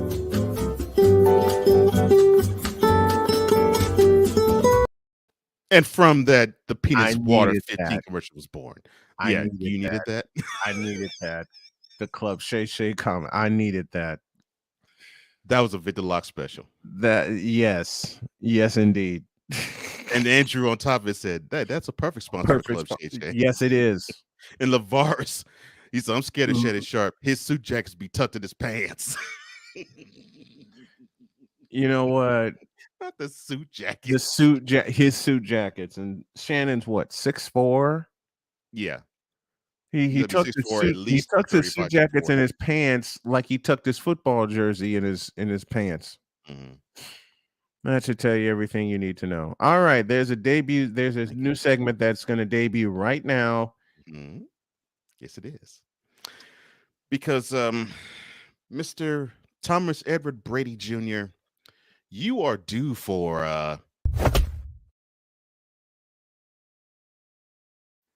on your mark, get set, cook. That's right, sir. This is your reality check. Now, on August, you celebrated your 45th birthday. And this should be a joyous time in your life. This is a prime time in your life. It should be. Because you would have amassed 7 Super Bowl rings. You would have been sailing off to the sunset. And you would have been able to live off of your wife's paycheck, because even with as much money as you have made in the NFL, she still has made more money than you and still does. So you had the opportunity to live the life Repeat that fact again. Oh, even with all the money that you have amassed, Mr. Brady, your wife still, and she still is your wife, still has earned more than you. Uppercut. And still has earned more than you. So you had no reason, no rationale, and no excuse to even want to set foot on an NFL field, because here's where the reality check comes into play. Now, I'm sure you said, sir, to your wife that, yeah, about a certain time, I will call it quits and we can do what we plan to do for the rest of our lives. I'll spend time with the children. I'll spend time with you. And you wouldn't have to worry ever again about me being hit on the turf, getting injured. That wouldn't be a concern. But you thought differently, didn't you, Mr. Brady? Because I think you were about 41 when you said this. You uttered, quote, "I will quit and retire when I suck." Close quote. Well, sir, sometimes you have to find another reason and another avenue as to when to retire. And not when you suck is one of them. It has to be when you want to spend time with the most precious people in your life. Now it looked really cute 2 years ago when in your first year as a Buck, you got a chance to shove it in your former head coach's face in Bill Belichick, because everybody was saying that yeah, Tom was good for Bill, Bill was good for Tom, but Bill influenced Tom more than the other way around. You wanted to show everybody that it wasn't him, that it was you. And you got a chance to do it. And not only did you get a chance to do it, in your run to that Super Bowl ring, you beat a Taylor Heineke-led Washington club. Then you retired Drew Brees, and after which you play football, you throw the football around with his children. Then the next week, you and I hate to say it this way, but I will say it in this way. You thankfully took up Mr. Ihoshka at his own pad. And you did that, and you went and you hugged your boys. And you cradled your girl.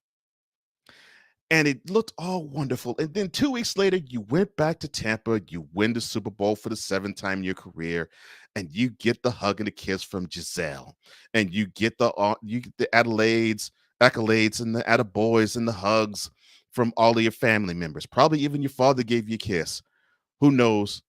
In that regard, who cares?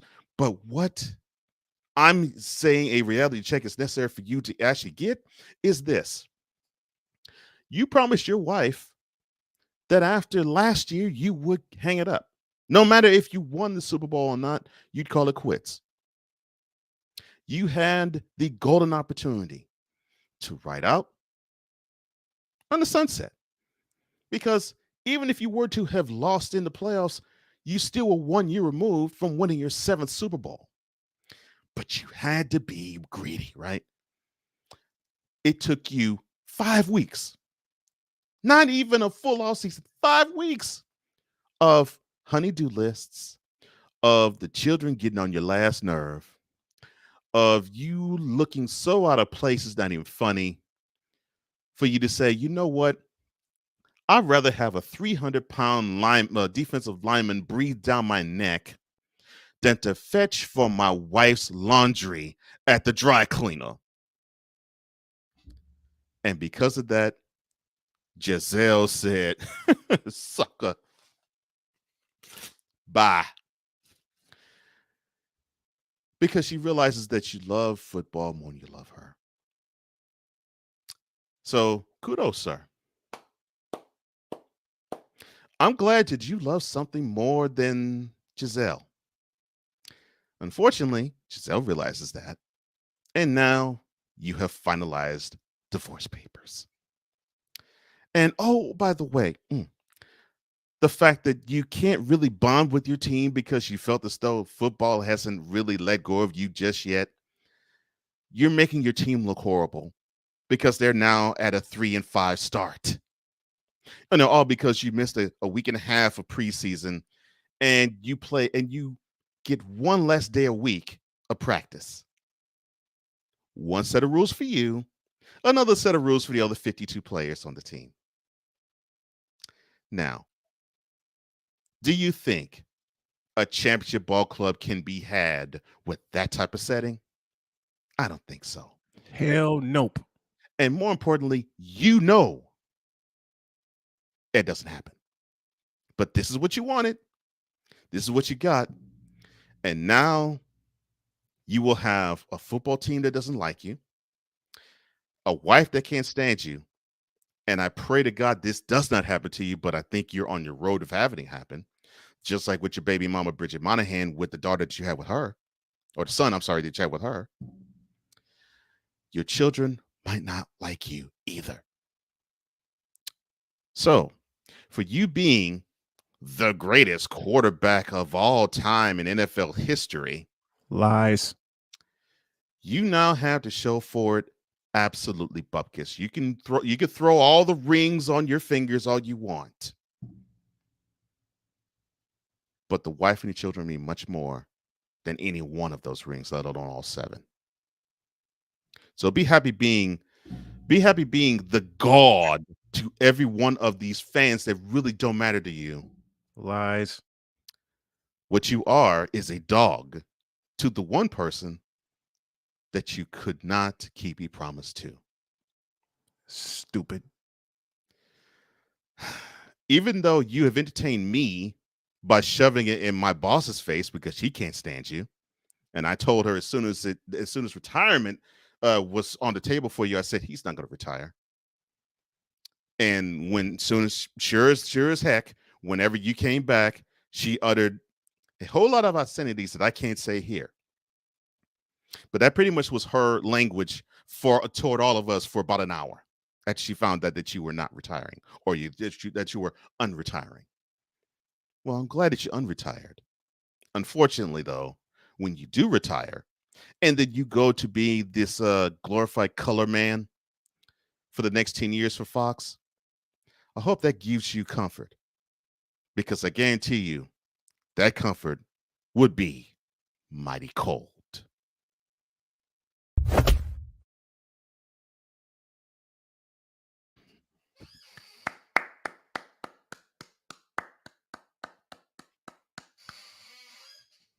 Dumbass Tom Brady.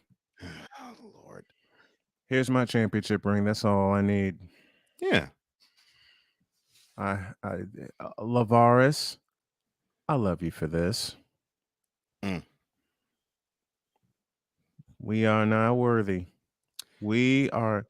And I will not disagree with that. I will not disagree with any syllable or any letter in that sentence. Hell nope. I won't either. Thank you, Andrew. I appreciate that. Because Joe Montana is the greatest quarterback to ever play the game. Now, this is nothing against those who preceded him, but I got into football in 1981. Mm-hmm. And in 1981, I got introduced to Joe Montana. Well, we all pretty much did. Now, Tom Brady, since you can't erase 3 Super Bowl losses, let me show you what a Super Bowl walk-off win is. And it's this. Rice has just set a Super Bowl record with 12 catches. He's in motion. Montana. Touchdown, John Taylor. Let me answer a question for Dietz. So the Bucs failures are Tom Brady's fault. Do stats matter? According to these Tom sexuals, yes. The Bucs failures are not all his fault, but it's plenty of it is, though. Yep. He gets the finger. He gets the finger pointed at who cares? Leads the league in passing yards. What is his team's record? Since y'all want to do that for Montana, since y'all want to do that for MJ, since y'all want to do that for every other great player. Okay. So you What's all his right. Mr. Deeds, I'll put it to you this way. 9 touchdowns and 1 interceptions.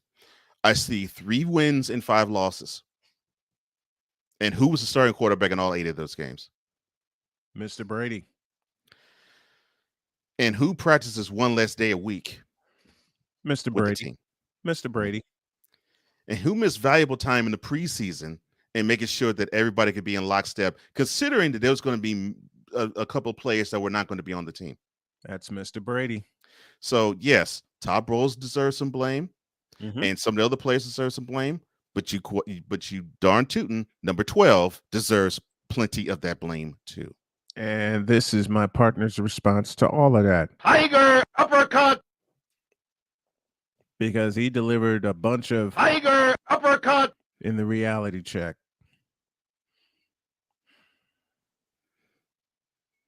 Tom Brady, the greatest. Yeah, right. Listen, I just used one of your arguments, sir. Until you can erase 3 Super Bowl losses, shut up. Thank you.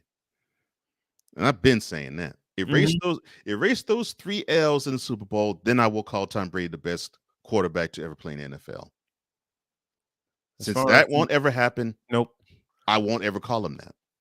As far as I'm concerned, Montana gave me the best walk-off present in a Super Bowl when he hit John Taylor for the game. And this is, and to me, Tom Brady is it's his football equivalent to Yo Kang. Because say that again, please. Tom Brady is the NFL equivalent to Yo Kang, because he will amass 100,000 yards passing in a career.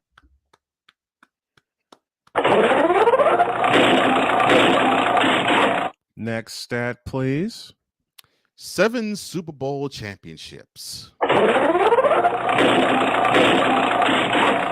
And most wins ever for a quarterback in NFL history.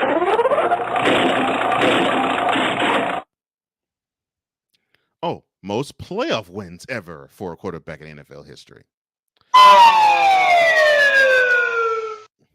Look, I'm not saying that those aren't spectacular. Yeah, it is spectacular, but he does have 3 times where he came up short in the biggest game of the year. And there's a quarterback that never did. So Dietz is saying you tripping by saying how many underdog wins does Joe Montana have in the Super Bowl? That should tell you everything you need to know, because for Montana to be favored in every Super Bowl that he played basically says he's the best to ever do it in the game. Why does that even matter? This is a similar type of argument framed for when people do Jordan versus Yo Kang. And we hear that all the time. Jordan was favored in every final series because he was playing against milkmen and garbage men. Meanwhile, LeBron played against super team after super team after super team. You go to the game, you go there to win it. And if you win it, cool. If you lose it, oh well. Okay, I'm going to cook on a subject you asked me to cook on some time back. There was an argument floating out there that said MJ never defeated anybody in his prime.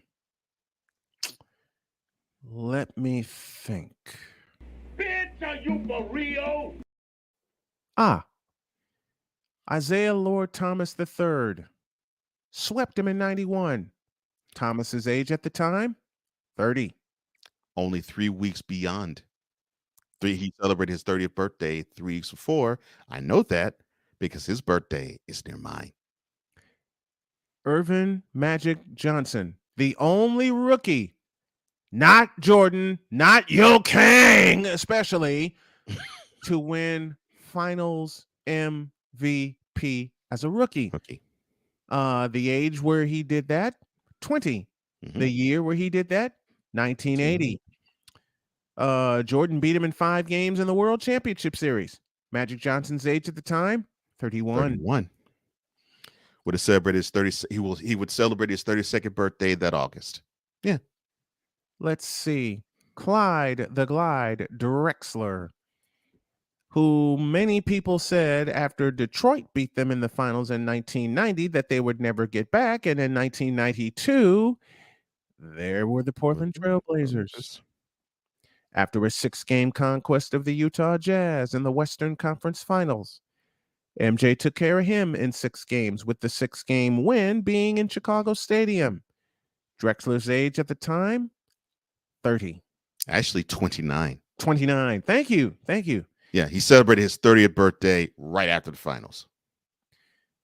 Let's see. There's Sir Charles, who was elected the MVP for the 92-93 season.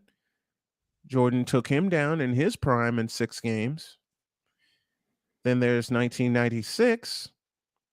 Gary Payton and Sean Kemp were taken down before their prime. Or at the precipice. Yeah, or at the precipice of their prime, because Kemp was 27 and Payton was 28. 28. The only one he didn't take down in the midst of their prime was Karl Malone, and that's because Karl Malone was drafted the same year. Michael Jordan was drafted. Yeah. So screw the argument of Jordan never took anyone down in his prime, because he did. And then there was and then there was players he did not face in the finals that he took down in their prime. Like Mark Price and Brad Daugherty. Right. Multiple times. Mm-hmm. Like Patrick Ewing. Multiple times. Like Reginald Miller. A couple of times too. Mm-hmm. So Bronsexuals, don't ever make the argument that Jordan never took anyone down in his prime, because he did. Beat the bad boys. He beat the bad boy. Jordan's Bulls beat the bad boys in the midst of their prime. Stupid. Mm-hmm. See, because Isaiah Thomas was 30, Joe Dumars was 28. Yeah, he was younger. Yeah, and people have this misnomer that when the Bulls beat the Pistons were old men. They were like what the bulk of the Showtime Lakers in age was besides Magic. Mm-hmm. And the Celtics were. They thought that the Pistons were, they're all in their mid to latter 30s. They were at the end. No, it was the fact that their play was punishing. The Pistons bad boy era play was punishing. It was so punishing that to them, they went to 5 straight conference finals at least. And that wore on them. But just going that long wear on any team, that wore on them. And you had a team in the Bulls that were younger, they were hungrier, and they now had an understanding of how to beat them. What can you do to that? Let me think of something. James Buddha Edwards, who was in his 13th season out of Washington. Mm-hmm. Bill Laimbeer was in his 10th season out of Notre Dame, but they were both very seasoned. Mm-hmm. And besides, James Buddha Edwards started his career with the Phoenix Suns. Yep. Oh, and by the way, the last championship Buddha Edwards won? Who did he win it with? Was it the Bulls? Yep. Yes, I thought. 1997. Yeah. Oh boy. And Matt Gukas, Steve Kerr, reminiscent of John Paxson in 93. And John Paxson stupidly left this man. Stupid. Well, speaking of stupid, DJ Moore, you're next. Oh my gosh. After the break. This is Snowman in the Morning.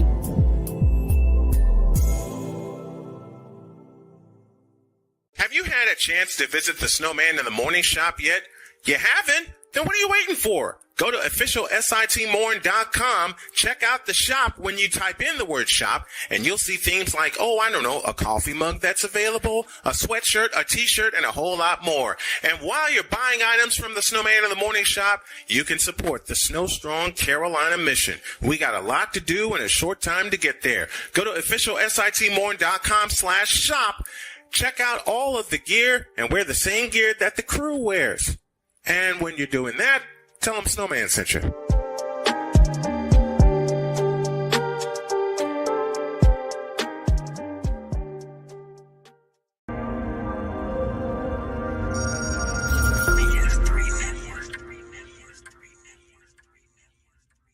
BS3 Network.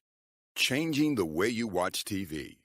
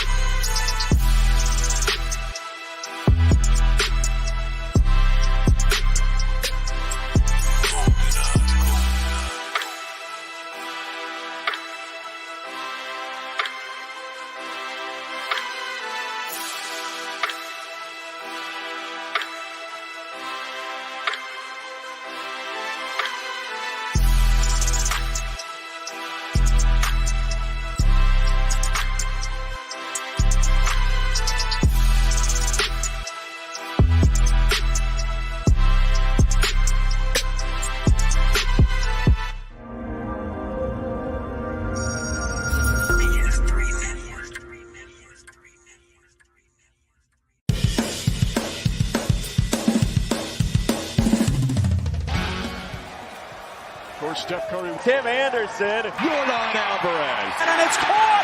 Deebo Samuel with the catch. Michael Jordan consensus. The Fro just got the king. BS3 Network. The hottest of hot takes. The coldest of cold hard facts. This is Snowman in the Morning with Cole Johnson. Weekdays at 8 a.m. Eastern. Check your local listings for your viewing and listening pleasure. Hey everybody, Snowman here, and thanks for listening to this episode of Snowman in the Morning with Cole Johnson. Want to tell you about a little thing we like to call Monkey Knife Fight. Wait, what? What in the world is that, you may ask? Well, Monkey Knife Fight is a daily fantasy site where you can play your favorite games, support your favorite players, and make money at the same time. And right now, if you go to monkeyknifefight.com and use the code Snowman, you will get a 100% deposit match on up to $100 on your initial deposit. Go to monkeyknifefight.com and use the code Snowman for an up to 100% deposit on your first deposit of up to $100. Thanks, and tell them Snowman sent you.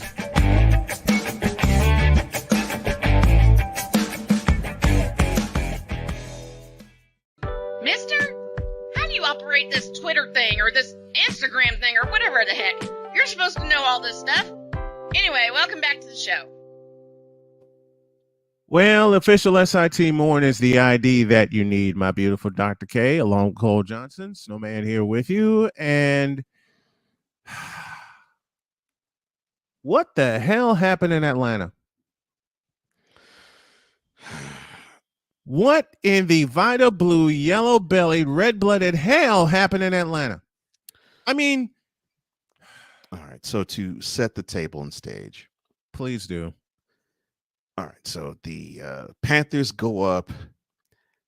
What was it? 28-24 3 minutes ago. Yep. 3 minutes ago. 1 minute later, the Falcons literally 1 minute later. Yeah. Falcons score a 50-yard touchdown to go up 31-28. And then they tack on a field goal to make it 34-28. Which then sets the stage for a play that happened within 30 seconds of the of regulation being over, where PJ Walker does a great job scrambling to his left, and they are at their own 38, and he in the air launches a 65-yard bomb to the waiting arms and hands of DJ Moore for a beautiful touchdown. Now, you'd say, okay, the score now is tied 34, right? Mm-hmm. All they have to do is kick an extra point and the Panthers win the game, right? You're correct. The only problem is Mr. Moore decided to take his helmet off in celebration. Now, for those who don't understand what I mean and why that's so egregious, you remember back in the mid-90s when Emmitt Smith would take off his helmet after he would score touchdowns and he would celebrate. Well, the NFL and the Shield, the NFLP and the Shield got together and they said, okay, this will be a penalty if you were to take your helmet off and field in excess celebration. Well, there was a game roughly, I think, 20-ish or almost 20-ish years ago. The Chiefs at the Browns. The Chiefs were the Chiefs were down. 0-2. Yep. 0-2. 20 years ago. The Chiefs were down, I think it was 39-37. Yes. And the Chiefs had the ball about around midfield. And Rudd had a sack, but it was a fumble. It was recovered by the Chiefs. They ran it up the field. I forgot where the Chiefs was tackled.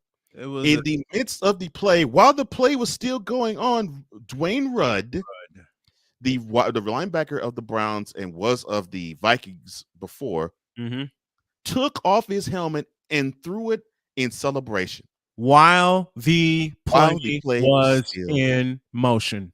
Yeah. So, of course, that was a penalty, 15 yards. Marched the Chiefs to a makeable field goal. They win the game 40-39. DJ Moore takes his helmet off in the midst of the celebration. Now, you're not supposed to do that because you get penalized 15 yards. So the somewhat makeable 33-yard extra point now turns into a 48-yard extra point. And he blew it. Which was shanked. Now, Eddie Pinheiro, I see why the Bears let him go. Eddie Pinheiro shanked the extra point and shanked the winning field goal. Not only shanked the winning field goal, he shanked the winning field goal that was 33 yards in overtime. So he actually shanked a extra point length field goal in overtime. The Falcons went on to kick the field goal to win it 37-34. And here is West Durham with the call. Snap spot. Here's Koo for the win. Kick is away and drive home safely. Young Wei Koo from 41 yards wins the ball game. Arthur Smith and Atlanta are 4-4. And they're in first place in the NFC South. What this is, you want to know how much the hell did that happen? You want to know how much a boneheaded play can penalize the team? If DJ Moore does not take off his helmet, more than likely, that extra point will be made from 33 yards because they don't sit. If memory serves it correct, they don't sit extra points to one hash or the other. They sit in the middle of the field. Yep. So more than likely, that extra point would have been made. And if that were to be the case, and if the Panthers were to have won that game, all four teams in NFC South would have been tied at 3-5. Even in the midst of the hot garbage of a season that the Panthers have had, guess who would hold the tiebreaker on all of them? That would have been Carolina. Because they have already beaten the Saints, they've already beaten the Bucks, and they would have beaten the Falcons. But no. DJ Moore had other bright ideas. And yes, you could say Eddie Pinheiro did too, but definitely DJ Moore had other bright ideas. All right. I gotta give Paul Allen some love. Fabulous voice of the Vikings had this touchdown call yesterday. Empty backfield. Nope. Now Madison heads to the backfield. Cousins shotgun. Short drop. Throws right. And caught. Touchdown! J.J. Osborne has given the Minnesota Vikings a 34-26 lead. And also, darn it, the screen just changed on me again. I hate when that happens. courtesy of KFAN. And also we go to WIP in Philadelphia. Here's Merrill Reese and A.J. Brown. Hurts takes it. He fakes. He's back. He's looking. He is going deep for A.J. Brown, who leaps, comes down with the football. It's a touchdown. And that's one. Here's the second one. Hurts takes the snap. He's back. He lets it fly. He is going deep, and it is caught for a touchdown. A.J. Brown! Touchdown number 2 on the day. A.J. Brown's on a fade route. When you get to this end of the field, you've got to watch that in single coverage. And this ball comes right down the chimney, just on his outside shoulder, exactly where you want to throw the football.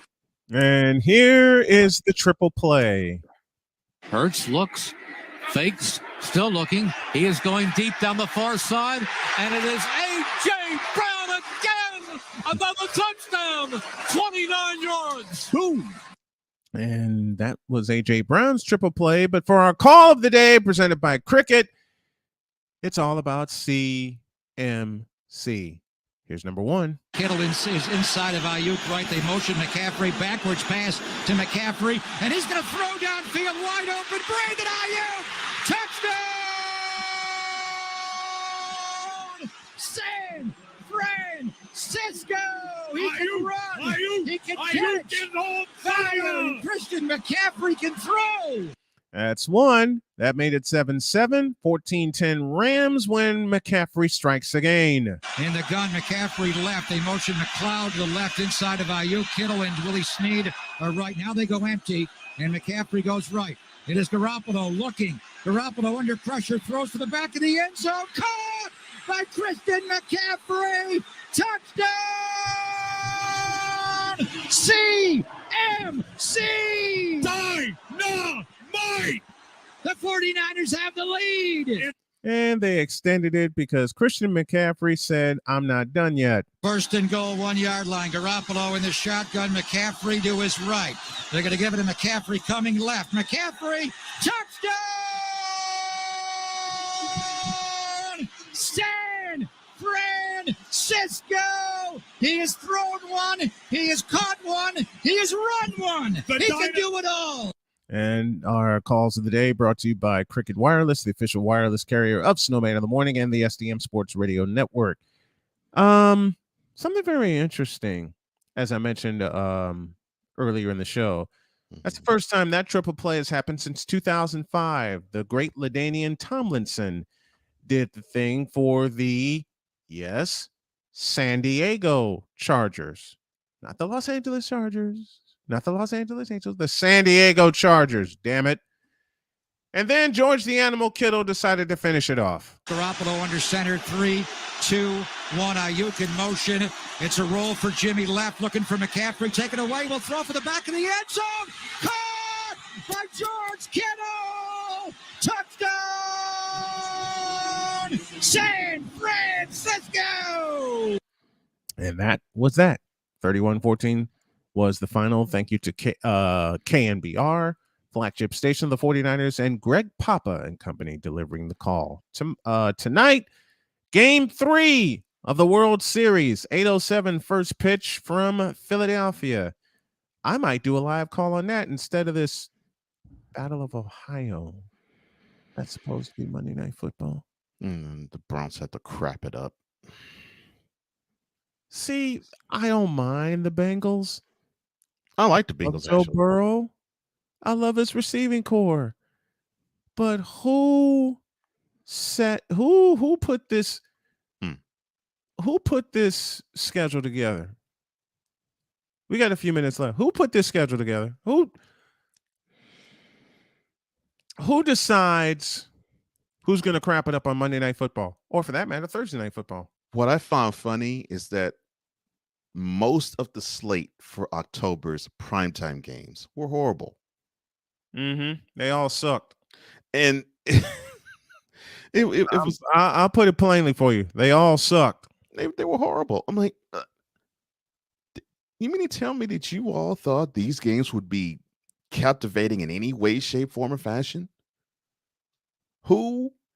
And Hawk TV, I'm not saying this to be a slight toward you. I'm saying there's a slight toward the Bears, really. Who thought that seeing Washington and Chicago play was going to be interesting. I was asleep. Who thought, and this is not a slight to the Colts, who thought that the Colts and the Broncos would be interesting? My wife went to bed early. Thank you. And she's a diehard Colts fan. She's a diehard Colts fan. And the Colts won that game, and she went to bed early. 9. And she came in. We both left the family room at halftime. I came here to my office to set up for Friday's show. She walked right around here, gave me a kiss, and said, "Babe, I'm going to bed. I'm not going to make it through the rest of the game." Turns out I didn't either. Yeah. And then the Saints Cardinals. Look, congrats that they actually scored over 70 points combined. There were actually 76 points in that game. But who cares about watching either one of those? That's my point. And those are the Thursday night games that I just mentioned. Mm-hmm. There's a couple of clunkers on Monday night too. That was in October. And I'm like, I don't get it. Which is why Halloween is in October. That should explain all of that. And unfortunately, tonight's game is going to be a clunker, even if it's close. Tonight's game is a clunker. It's the Battle of Ohio because you have one team that's on the rise in Cincinnati, and then you have the Cleveland Browns. Yeah. You have one team that is defending an AFC championship. The other team's the Cleveland Browns. Mm-hmm. One team that actually can have a running game, an effective running game. And don't use it. That's what gets Cleveland Browns. The Browns frustrate me because and I'm not even talking about the Deshaun Watson thing. The Browns make me laugh. Yeah, I'm not even talking about the Deshaun Watson thing. I mean, they have the pieces that they could put together and actually be a winning team, but they decide they just want to be a team that just doesn't give a crap on the field, and you could see it. It's obvious. It's up with. I was like, what is up with you guys? Victor you don't have no pride, none, zilch. Victor Locke wants to pay you some homage. That was a great panel Friday night. Oh, thank you, guys. Absolutely fabulous. Thank you, Victor. Thank you, brother. I was flipping between that and a couple of high school games I was watching, but I did see that panel. Mm-hmm. I did see that panel. Where's where's the Washington call? Unless it's Frank Herzog saying touchdown Washington Redskins, I'm not interested. But I will say this. About your Commanders Hawk TV. They show resolve. I like the direction they're going because I have said this. I've said this since he actually started for them 2 years back. That team should want to have Taylor Heineke lead it. And they better keep it that way. Yeah. Victor they look like a much better team with Taylor Heineke quarterback. And it's the Cleveland Elves. Oh, yes. Let me see. Is that game in Cleveland? Yes. Yeah. And that's another thing. We could see that ugly Brownie the Elf tonight. I'm not going to see it. Well, you're right. I'm not either, really. I'm going to be in Philadelphia. I should be seeing. I might be seeing a movie. I might be seeing a couple of BTS songs and then go to sleep. Yeah, that may be me too. As much as I want to see Game 3 of the World Series, I want to see that too. But I know my body may not make it. Yeah, I know my body won't. My body may not make it. But thank you, Victor. I appreciate the love, brother. Yeah. Thank you, man. You had a fabulous panel on Friday. That was absolutely fabulous. Check out the Revelations channel if you didn't see it. And a great job with the penis water commercial. Thank you. It's going to be, that's a feature all week. That's a feature all week. Oh, Lavaris, you are not right. He says, I would rather watch Woman King torture either way. Lavaris, I wish you could be on here more often, brother. You keep dropping some gems up here in this chat, man. Lavaris, every time you hear, you keep dropping chats. You keep dropping bombs in this chat. Lavaris, the next time you're in the chat with us, you're bringing your ass up here on the panel with us. Oh my gosh, you talk a lot of trash. I love it. He says, I never thought Russell Wilson would be this bad. Me neither. Most people, and to your serious point here, bro, most people didn't. Mm-hmm. Most people didn't think he was going to be this bad. And it almost lends itself to you thinking, wow, was he part of the system? And then Or there were those ugly ass orange helmets. Oh, well, those orange jerseys and helmets. whoa, You whoa, talk whoa. about torture. Oh, you're talking about the Bears. Mm-hmm. I You talk about torture. I don't understand why the Bears wanted to have that combination. It's bad enough they already had those orange jerseys, even with their normal navy Oh helmets. no! But the orange helmet too. One more comment from Victor that we An update. The deal between Club Shay Shay and Penis 15 Water has changed. It's now 20-year, $90 million in honor of their king. We're out of here. Oh, Snowman in the morning. no. Oh no! 15 Water. Now in blueberry and strawberry flavor. I borrowed from Chris Bass. Hell nope. Not hell no. Hell nope. Oh my gosh. And I have my wife saying that now. Thank you, Chris Bass. Mm-mm. Mm-mm. Mm-mm. Hell nope. All right. Have a great day. God bless. Remember to make your next move your best move. And always remember, if your dreams don't scare you, then they're just simply not big enough. Dream big, do bigger, and watch the penis water, will you please? We're out of here. Wait. Before we get out of here, yeah, don't watch the Battle of Ohio tonight. It's a clunker. It stinks. And you will lose you will lose all rights to your television if you turn that game on. Now we're out of here. See you tomorrow. Snowman in the Morning with Cole Johnson is brought to you by Penis Water for the ebbs and flows of life. Trust Penis 15.